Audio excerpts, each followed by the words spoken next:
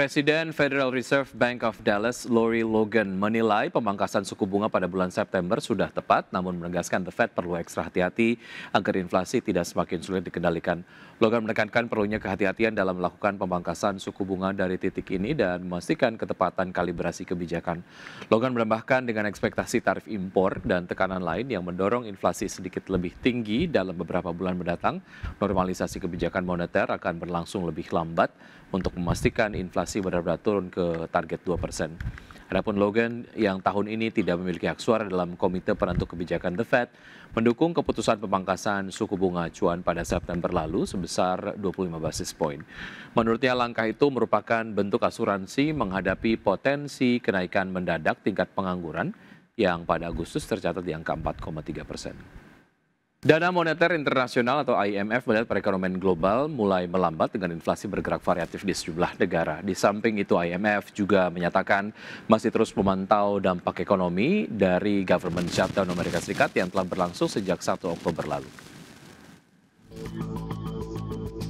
Dana Moneter Internasional atau IMF melihat perekonomian global mulai melambat dengan inflasi bergerak variatif di sejumlah negara akibat tekanan tarif dan lemahnya permintaan ekspor.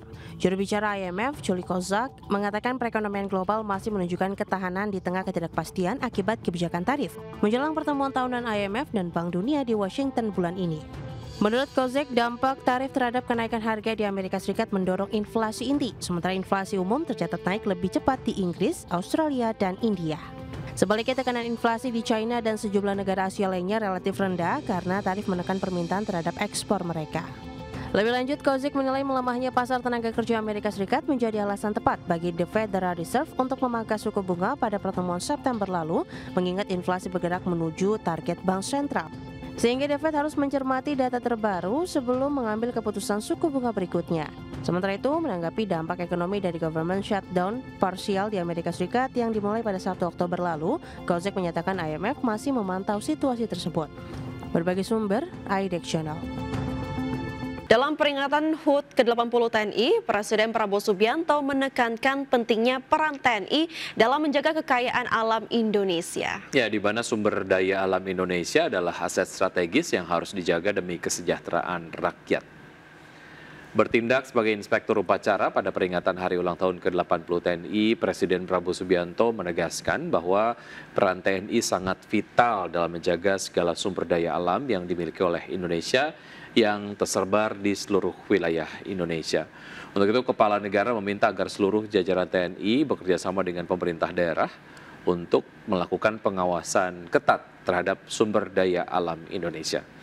Di mana dengan pemanfaatan kekayaan alam Indonesia yang dikelola sendiri secara maksimal bisa berdampak terhadap pengentasan kemiskinan dan meningkatkan kesejahteraan masyarakat di setiap daerah.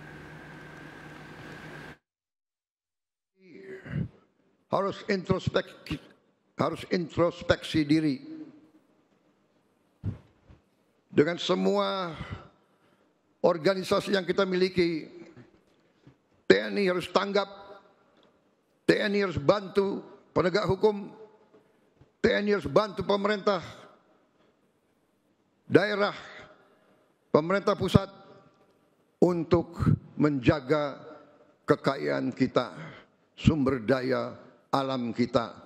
Kekayaan kita harus kita selamatkan, harus kita hemat, harus kita kelola untuk kita hilangkan kemiskinan dari bangsa Indonesia.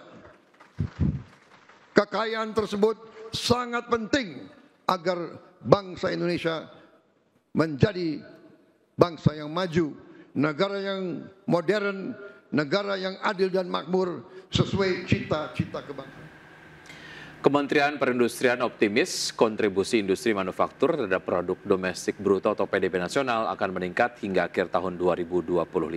Keyakinan ini didasari oleh daya tahan atau resiliensi para pelaku industri dalam negeri yang semakin menguat.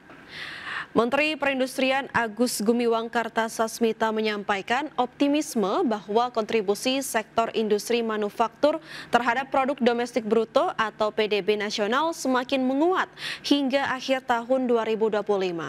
Hal ini dipandang sejalan dengan target rasio kontribusi industri pengolahan manufaktur domestik terhadap PDB pada tahun 2026 mencapai 18,66%, bahkan diharapkan mampu mewujudkan pertumbuhan ekonomi nasional di atas 8%. Selain menyasar peningkatan rasio kontribusi manufaktur PDB, pihaknya juga menargetkan untuk memacu pertumbuhan PDB industri manufaktur ke angka 6,52%. Investasi sektor manufaktur mencapai 852,9 triliun rupiah. Produktivitas tenaga kerja manufaktur sebanyak 129,3 juta orang per tahun, serta kontribusi manufaktur terhadap total ekspor sebanyak 74,85%. Si manufaktur terhadap PDB itu akan semakin lama semakin naik, bukan hanya karena optimisme dari resiliensi manufaktur kan, selama ini sudah terbukti, tetapi juga karena ada cara menghitungnya ya, yang selama ini masih tercecer, yang masih belum masuk ke dalam kantong manufaktur, itu nanti akan dikonsolidasikan.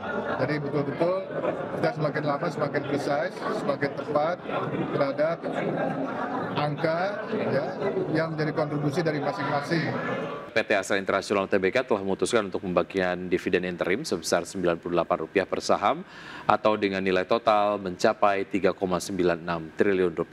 Ya, manajemen perseroan menyampaikan bahwa rencana pembagian dividen interim untuk periode tahun buku 2025 sesuai dengan keputusan direksi yang telah disetujui Dewan Komisaris pada 1 Oktober 2025.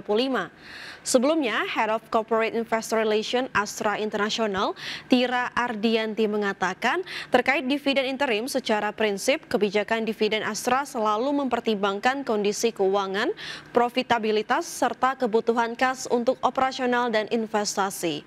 Selama posisi keuangan memungkinkan dan mendapat persetujuan Dewan Komisaris, manajemen dapat memutuskan pembagian dividen interim yang nantinya akan menjadi bagian dari dividen tahunan serta ditetapkan pada rapat umum pemegang saham tahunan berikutnya.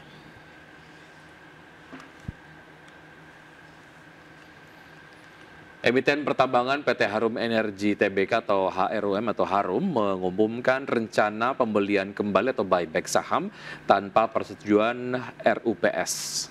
Ya, dalam keterbukaan informasi di Bursa Efek Indonesia, buyback saham akan dilaksanakan Harum selama periode waktu 3 bulan, mulai dari 6 Oktober 2025 sampai 2 Januari 2026.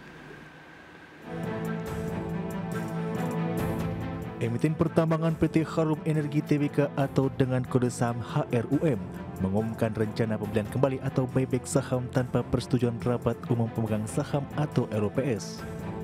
Dalam keterbukaan informasi di Bursa Efek Indonesia, buyback saham akan dilaksanakan HRUM selama periode waktu 3 bulan mulai dari 6 Oktober 2025 sampai 2 Januari 2026. Sementara itu, perkiraan jumlah saham yang akan dibeli kembali oleh HRUM yakni maksimal sebesar 751,7 juta lembar saham atau setara dengan 5,56% dari modal perbankan dan setor perusahaan. Nantinya HRUM akan menganggarkan sejumlah dana dari kas internal perusahaan dengan jumlah sekitar 837 miliar rupiah untuk pelaksanaan buyback saham, termasuk untuk mendanai biaya transaksi, biaya perdagangan perantara, dan biaya lainnya yang terkait. HRUM berkeyakinan bahwa pelaksanaan buyback saham tidak akan berdampak negatif terhadap kegiatan usaha perusahaan, mengingat emiten ini memiliki modal kerja serta kas dan setara kas yang cukup untuk mendanai buyback saham bersamaan dengan kegiatan usaha perusahaan. Total aset HRUM per semester pertama tahun 2025 juga akan mengalami perubahan dari 3,16 miliar dolar Amerika Serikat saat sebelum buyback menjadi 3,19 miliar dolar Amerika Serikat setelah buyback. Berbagai sumber untuk ID Action.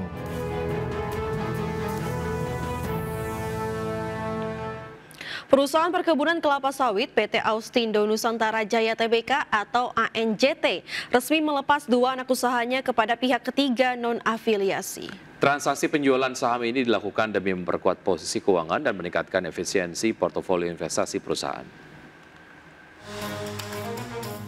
Austindo Nusantara Jaya bersama entitas anaknya PT Austindo Nusantara Jaya Agri telah melepas seluruh saham di dua anak usaha yaitu PT Putra Manunggal Perkasa dan PT Permata Putra Mandiri. Seluruh saham dilepas kepada PT Harmoni Agri Mandiri yang merupakan pihak ketiga non-afiliasi.